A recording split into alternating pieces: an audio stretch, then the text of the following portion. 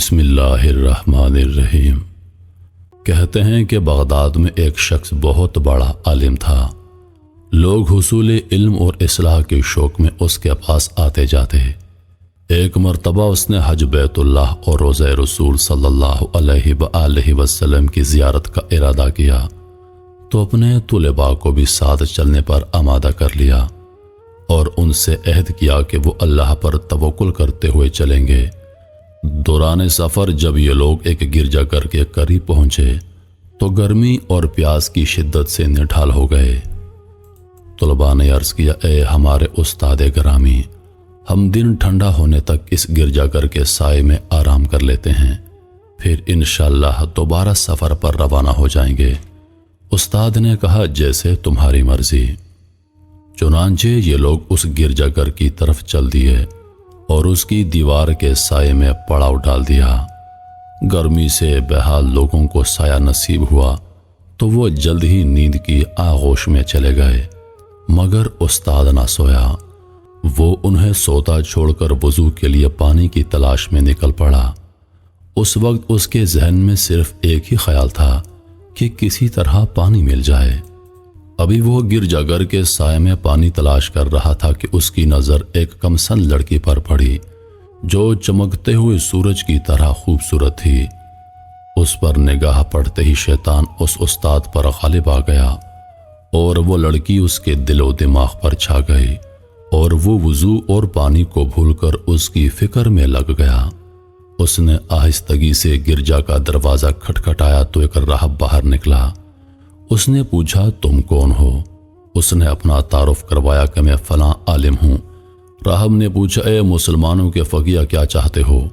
جواب دیا، اے راہب، مجھے گرجا کی چھت سے ابھی ایک لڑکی دکھائی دی تھی، وہ تمہاری کیا لگتی ہے؟ راہب نے کہا، وہ میری بیٹی ہے، مگر تم اس کے بارے میں کیوں پوچھ رہے ہو؟ استاذ نے کہا، میں چاہتا ہوں کہ تم اس کی میرے ساتھ شادی کر دو۔ راہب بولا کہ ہمارے دین میں ایسا کرنا جائز نہیں، اگر جائز ہوتا تو میں اس سے پوچھے بغیر اسے تمہاری زوجت میں دے دیتا، حالانکہ میں نے اپنے آپ سے عہد کیا ہے کہ اس کی شادی اسی کی پسند سے کرواؤں گا۔ میں اسے تمہارے بارے میں بتاتا ہوں، اگر وہ تمہیں اپنے لیے پسند کر لے تو میں اسے تمہاری زوجت میں دے دوں گا۔ استاد نے کہا، یہ تو بڑی خوشی کی بات ہے، مہربانی فرما کر اس کے پاس جائیے اور پوچھیے۔ وہ راہب اپنی بیٹی کے پاس گیا اور سارا ماجرا بیان کیا۔ ادھر یہ استاد ان کی باتیں سن رہا تھا۔ وہ لڑکی بولی، ابا جان، آپ میرا نکاح اس سے کس طرح کر سکتے ہیں؟ حالانکہ میں عیسائی ہوں اور وہ مسلمان ہے۔ یہ تو اسی صورت میں ممکن ہے کہ وہ نصرانیت میں داخل ہو جائے۔ راہب نے پوچھا، اگر وہ نصرانی ہو جائے تو کیا تم اس سے شادی کر لو گی؟ لڑکی بولی، ہاں ضرور کروں گی۔ وقت گزرنے کے ساتھ ساتھ استاد کی بے-تابی بڑھتی چلی جا رہی تھی۔ ادھر اس کے طلباء بے خبر سو رہے تھے۔ آخرکار استاد لڑکی کی طرف متوجہ ہو کر بولا، میں دین اسلام چھوڑ کر نصرانی ہو گیا ہوں۔ لڑکی بولی، چونکہ یہ عزت و وقار کی شادی ہے لہٰذا حقوق زوجیت اور مہر کی ادائیگی ضروری ہے۔ تم حق مہر کہاں سے ادا کرو گے؟ کیونکہ میں دیکھ رہی ہوں کہ تم فقیر ہو، پھر بھی اگر تم ان خنزیروں کو پورا 1 سال چراؤ تو یہی میرا حق مہر ہوگا۔ وہ بولا، ٹھیک ہے، میری بھی ایک شرط ہے کہ تم اس دوران اپنا چہرہ مجھ سے نہیں چھپاؤ گی تاکہ میں صبح و شام اسے دیکھتا رہوں۔ لڑکی بولی، مجھے منظور ہے۔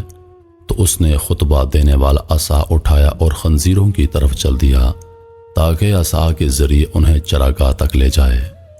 جب طلباء نیند سے بیدار ہوئے تو اپنے استاد کو تلاش کرنے لگے۔ کافی تلاش کرنے کے بعد جب ان کو استاد نہ ملا تو انہوں نے راہب سے اس کے بارے میں پوچھا تو جواباً اس نے ساری کہانی سنا دی۔ یہ افسوسناک خبر سن کر طلباء میں کوہرام مچ گیا۔ کچھ غش کھا کر گر گئے اور کچھ آہ و بکا کرنے لگے۔ پھر انہوں نے راہب سے کہا، اب وہ کہاں ہے؟ راہب نے بتایا کہ وہ خنزیر چرا رہا ہے۔ راوی کہتے ہیں کہ پھر ہم اس کی طرف چل دیے تو اسے اسی عصا سے سہارا لیے دیکھا جس کے سہارے وہ خطبہ دیا کرتا تھا۔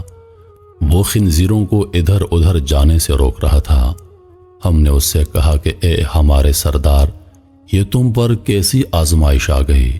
پھر ہم اسے قرآن پاک، اسلام اور حضور پاک کے فضائل یاد دلانے لگے اور اسے قرآن و حدیث کے فرامین سنائے تو اس نے کہا، مجھ سے دور ہو جاؤ، تم جو کچھ یاد دلا رہے ہو وہ میں تم سے زیادہ جانتا ہوں، مگر مجھ پر اللہ رب العزت کی طرف سے آزمائش نازل ہو گئی ہے۔ ہم نے اسے اپنے ساتھ لے جانے پر بہت زور دیا مگر ناکام رہے۔ آخرکار ہم نے اسے اس کے حال پر چھوڑ دیا اور مکہ کی طرف چل دیے اور حج ادا کرنے کے بعد واپس بغداد کی طرف روانہ ہو گئے۔ جب ہم اسی مقام پر پہنچے تو ہم نے ایک دوسرے سے کہا کہ آؤ دیکھتے ہیں کہ اس پر کیا گزری، شاید وہ نادم ہو کر اللہ کی بارگاہ میں توبہ کر چکا ہو اور اپنی حالت سے لوٹ آیا ہو۔ ہم اس کے پاس پہنچے تو اسے اسی حالت پر پایا، وہ خنزیروں کی دیکھ بھال کر رہا تھا۔ ہم نے اسے سلام کیا اور نصیحت یاد دلائی اور قرآن پاک پڑھ کر سنایا مگر اس نے کوئی جواب نہ دیا۔ ہم ایک بار پھر حسرت زدہ دل لیے واپس ہو لیے۔ جب ہم گرجا گھر سے تھوڑی دور پہنچے ہم نے گرجے کے پیچھے ایک سائے کو اپنی جانب بڑھتے دیکھا۔ وہ شخص چیخ چیخ کر ہمیں ٹھہرنے کا کہہ رہا تھا۔ ہم رک گئے، قریب آنے پر معلوم ہوا کہ ہمارے وہی استاد ہماری جانب آ رہے ہیں۔ جب وہ ہم سے آ کر ملے تو بولے، میں گواہی دیتا ہوں کہ اللہ کے سوا کوئی معبود نہیں اور حضرت محمد صلی اللہ علیہ وآلہ وسلم اللہ کے رسول ہیں۔ میں اللہ کی بارگاہ میں توبہ کر چکا ہوں اور اپنی پچھلی حالت سے رجوع کر چکا ہوں۔ یہ آزمائش میری ایک ایسی خطا کے سبب تھی جو میرے اور میرے رب کے درمیان تھی۔ اس نے میری اس خطا کے سبب مجھ پر عذاب نازل فرمایا تھا۔ یہ آزمائش جو تم نے دیکھی وہ اسی سبب سے تھی۔ ہم اس پر بہت خوش ہوئے اور بغداد لوٹ آئے۔ ہمارے استاد پہلے سے زیادہ عبادات اور مجاہدات میں مصروف ہو گئے۔ ایک دن ہم ان کے گھر پر ان سے علم دین حاصل کر رہے تھے کہ ہم نے ایک عورت کو دروازہ کھٹکھٹاتے ہوئے دیکھا۔ ہم باہر نکلے اور پوچھا، اے خاتون کیا کام ہے؟ اس نے کہا کہ میں شیخ سے ملنا چاہتی ہوں، ان سے کہو کہ فلاں راہب کی بیٹی آپ کے ہاتھ پر مسلمان ہونے آئی ہے۔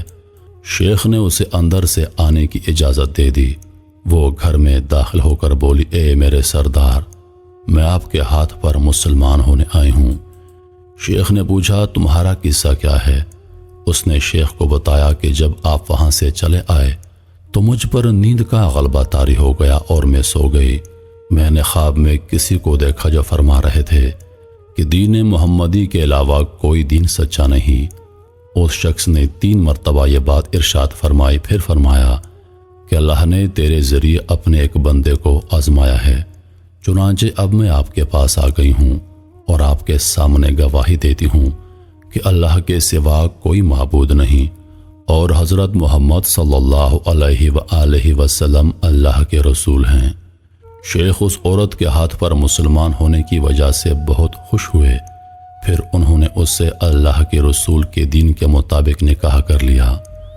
جب ہم نے ان سے اس خطا کے بارے میں پوچھا جو ان کے اور اللہ کے درمیان راز تھی تو انہوں نے بتایا، میں کسی جگہ سے گزر رہا تھا کہ ایک نصرانی آ کر مجھ سے لپٹ گیا۔ میں نے اس سے کہا کہ تجھ پر اللہ کی لعنت ہو، مجھ سے دور ہو جاؤ۔ اس نے پوچھا کیوں؟ تو میں نے کہا کہ میں تجھ سے بہتر ہوں۔